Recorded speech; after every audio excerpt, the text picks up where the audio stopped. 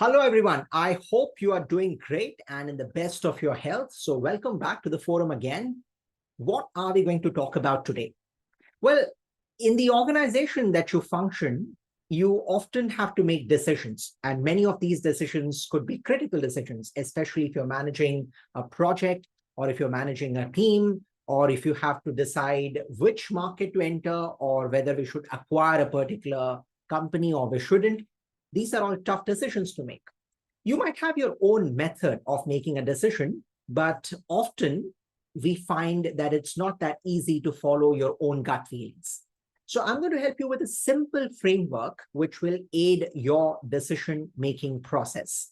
What is it called? It's called ORAPAPA. ORAPAPA.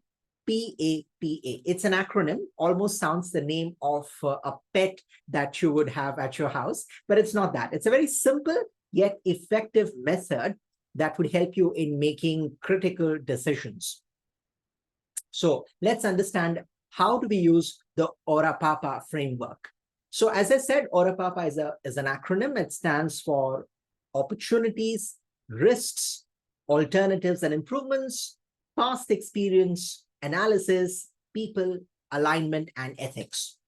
So let's get to understand each of these steps in further depth. The first one, of course, is opportunities. That's the most easiest to identify. So whenever you have to take a decision with regards to a project, we need to understand what are the opportunities this particular project is likely to deliver. So if you have to, for example, decide to enter a new market for your product or your service, what are the opportunities of entering that market? Or for example, if you have to acquire a company, then what are the opportunities that you get as an organization by acquiring the other company?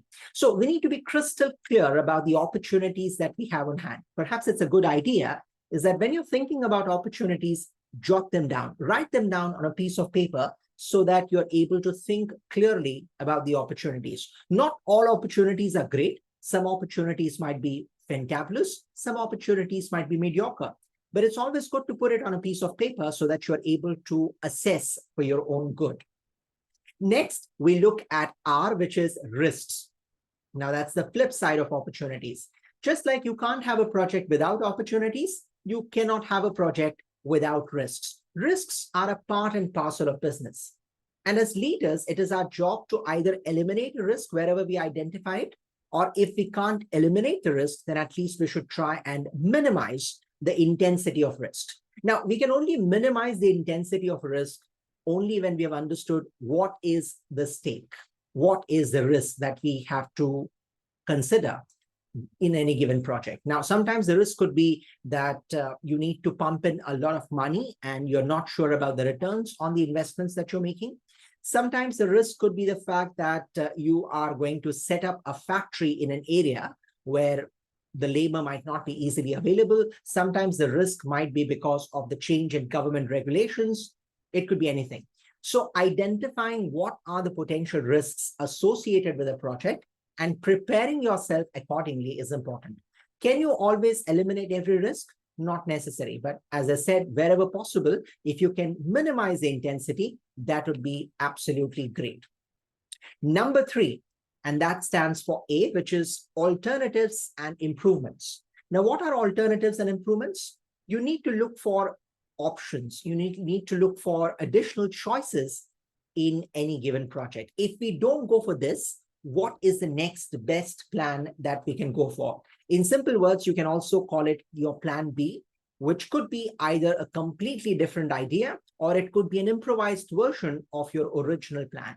So what are the alternatives? What are the options available to us? For example, if we can't enter an XYZ market territory for our products and services, can we look at some other options as well? For example, can we look at other geographies? Or maybe we can wait for a couple of months and then decide to launch a product in a new market territory. So what are the options available to us? It could be a better version of your original plan, or sometimes it could be a plan B that you may want to implement in case the original plan does not work. So you should always be ready with your alternatives and improvements. Number 4, which is P, which stands for past experience. Now, this is a very, very interesting part of the ORAPAPA framework. normally when we take decisions, we need to look at every decision as a fresh decision, which is absolutely great. But we also have to reflect upon what does the past tell us? What is the past experience hinting us at? For example, in the past, when we took a similar decision, what was the experience that we had? Did the decision work for us? Did it not work for us? If it did, why did it work for us?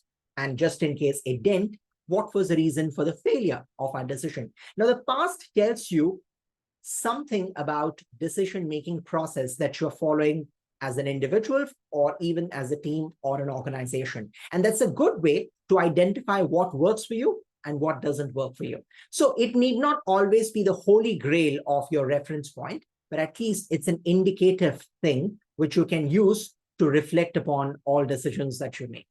So that's P, which stands for past experience. Then comes A, which stands for analysis. Now, analysis is you look at the data available in front of you and analyze the data. Now, where would you collect the data from? It can be collected as part of doing a completely fresh survey where you ask potential customers or potential clients, whosoever is your intended target audience, and you collect data from that. And because you have data handy, you can now decipher what is the data indicating at. So the data might tell you whether the decision is going to be in your favor or it's likely to backfire. Whatever the results are, the data will provide you an objective opinion about the decision that you're going to make. Data always is a useful yardstick to look at because it removes subjectivity from whatever you do. And therefore, great leaders always rely on data. It's not that they don't have intuition, but they always look at data as an indicative yardstick before they make a critical choice. So analysis goes a long, long way in helping you making the right choice. Having said that, you also got to look at the flip side of it, which is over-analysis. We call it analysis paralysis, which is too much of time being spent in analyzing the data could either mean that you lose out on an opportunity because you have lost on time, or you are not in a position to make a decision at all. So that shouldn't be the case. Use data, but make sure that the data provides you with the wherewithal to make a choice rather than stopping you from making a choice.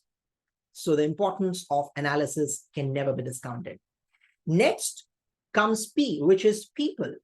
Any project that you're going to work with will have people involved in it. And these people are your own employees.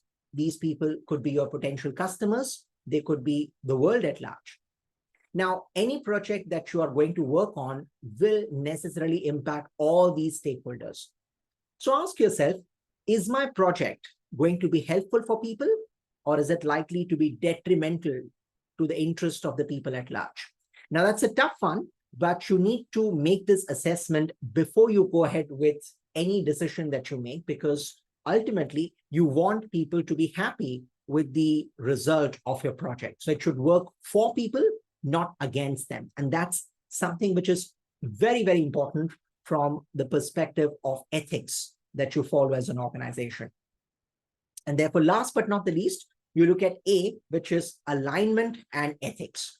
What does that mean? So I can take a decision, but at times, if that decision is not within the framework that my organization has set for me, then basically, I would rather say I will skip that decision. I will not go in favor of doing something. I'd rather refrain from doing it because my organizational policies, the ethical framework of my organization prevents me from doing that. So whenever you have to make a choice, ask yourself, is this decision in alignment with my organization's policies? For example, if as a business you want to venture into the world of alcoholic beverages, well, that's a very lucrative business, but does that fall into the legal purview as well as the ethical purview of my organization? If it doesn't, then I can't go and do something of that nature. So that's the ORAPAPA model for you. Let's revise the model again. What does ORAPAPA stand for? O stands for opportunities. What are the opportunities that this project is likely to offer? R stands for risks. There are always certain risks. I need to either eliminate them, or if best, I can at least try to reduce their intensity. Third is A, which stands for alternatives and improvements. Do I have options and can I improve upon the original idea? Next is past experience. What does past experience tell us about our decision making? Did it work? Did it not work? What can we learn from that and implement that in the new project? Then comes analysis. What does data tell us? Data is a great way, a great yardstick for us to understand what are the probabilities of success in any given project. Then comes people, which is to measure the impact of your project on people at large. These people could be your employees, your customers, and the society at large. And last but not the least, we talk about alignment and ethics. Whatever decisions I'm going to make, are they within the ethical framework of my organization? Now, those are some very interesting areas to look at. So the next time you have to make a critical choice, a critical decision, think about the ORAPAPA framework, because it will help you to make the right choices at the right time without fearing the consequences, because you would have considered all the possible consequences of the decision that you're going to make.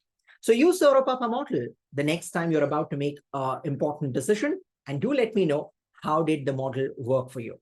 That's all. Thank you so much for listening.